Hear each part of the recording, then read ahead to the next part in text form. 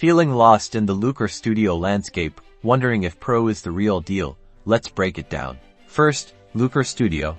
It's Google's free data visualization tool, allowing you to connect to various data sources like Google Sheets, Google Analytics, and BigQuery.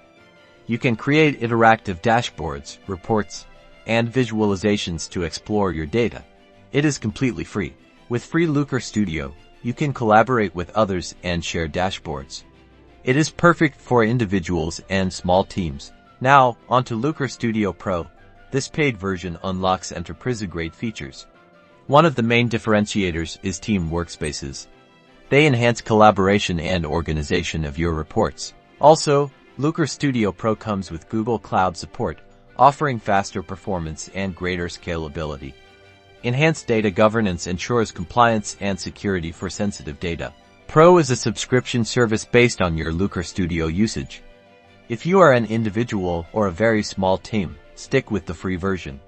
But if your business needs enterprise-grade collaboration, data governance, and Google Cloud support, then Looker Studio Pro is worth exploring.